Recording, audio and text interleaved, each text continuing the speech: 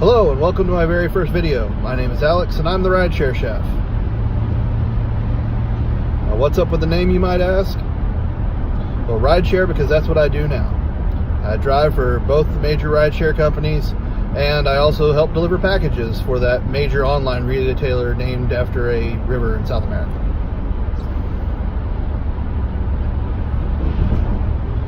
Now, as for the chef part of my title, it's because I'm actually a chef. I went to culinary school and I spent 15 years before I became a full-time rideshare driver working in restaurant kitchens around Louisville, Kentucky, which, by the way, is where I live and where I drive, and it's my home. So, what's the purpose of this channel? Well, to give tips and tricks to other drivers, maybe even some recipes and restaurant reviews. My opinion as a professional chef, whatever that's worth. And because, quite frankly, talking to you people on the internet is cheaper than therapy. So,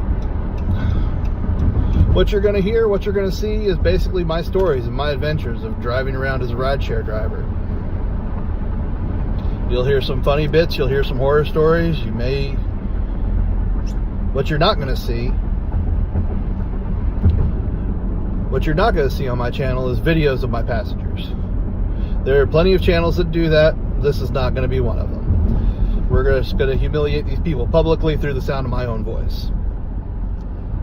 So with that being said, here's what happened to me yesterday.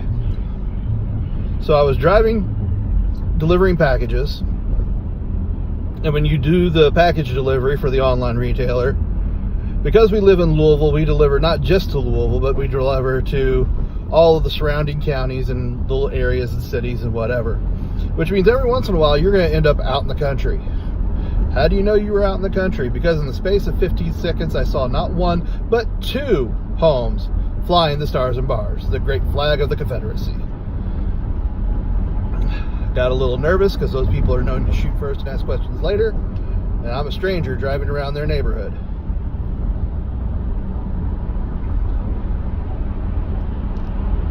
So, I delivered the packages I had to deliver and I booked it out of there.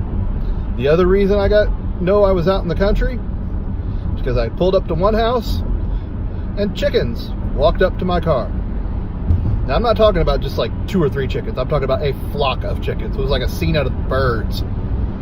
I get out of the car and they're all just walking around strutting and clucking, and they're coming up to investigate me and they're pecking, and I'm like, shoo, bird, shoo! So, went up, delivered that package quickly, and got out of there. But these are just some of the adventures and things that I see and do on a daily basis driving for rideshare. I think my favorite part about today's delivery route, though, is I have 2 packages going to a street named Possum Strut.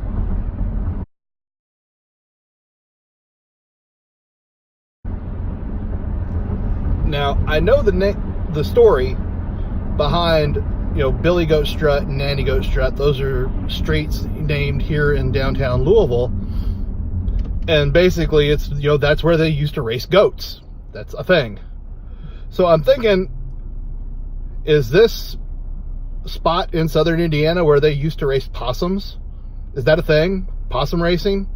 Because if it is, that is probably the most country thing I've ever heard in my life.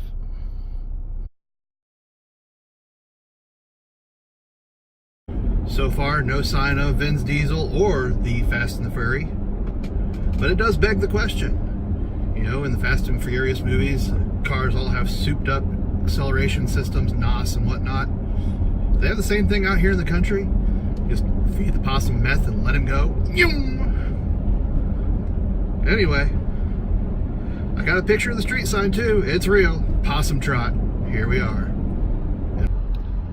So I finished up with my deliveries for the day, and I'm getting ready to jump on a rideshare and start picking up passengers. But first thing I need to do is go and wash my car. So the nice thing about doing the deliveries is it's guaranteed money. So if you can get some deliveries during the slow seasons, like right now before the holidays, then that's great, and you make a little bit of money, and bills are going to be paid. The downside is when you live in an area like Louisville and they have you deliver to all the other surrounding areas, you end up out in the boonies like I did today. And when you're out in the boonies, a lot of these people have gravel driveways. And so before I can start picking up passengers, I gotta go wash my car. And that's gonna be one of the first tips that I share with you on this video today, is that as a rideshare driver, get a membership to a car wash or do it yourself. Me personally, I don't have time nor the inclination to wash my own car, especially not when, you know, there's so many of these car washes around. And for the price, you really can't beat it. I mean, for what I'm paying for a car wash, you know, I use the car wash twice in a month and the membership's paid for. So, you know, as a good rideshare driver, I'm washing my car minimum once a week. So that's the tip for the day. Car wash membership. Invest in it. At the car wash. At the car wash. Yeah. At the car wash. One more last tip about the car wash before I go online here tonight. Get a spray bottle of Febreze. Keep it stowed in your car. Febreze your seats. You, yes, I'm talking to you, especially you who went to Taco Bell for dinner and is letting them rip into your seat in between passengers, rolling down the windows thinking you're airing that out. No, that don't work. Okay? Trust me. Febreze the seats after the car wash while you're sitting there vacuuming. You know, get the car wash with the free vacuums. Use that. But you know what? Now my car's clean. It's vacuumed. It smells good. I'm going online for the night. So I'm heading home for the night. And I wanted to give a little bit of a PSA before I sign off on this first video. I picked up a guy tonight. Best I can figure, he was at like his company Christmas party. Because the woman who I found out was his boss put him in my car, paid for his ride, and handed me his keys. Said, don't let him have them back until he gets home. I agreed, and he started to get a little angry about that. And I thought I was going to have to put him out of my car, but he settled down and I took him home. You know, the whole time home, he's just worried about his car, and he wants to get his car home. He's got to go to the airport tomorrow and fly to who knows where. But the point being is, you know, if you're an Uber driver, we've all seen this guy. If you've been out, you know, he was that guy who is never too drunk to not drive. This guy had every intention of getting in his car, getting behind the wheel, and taking himself home.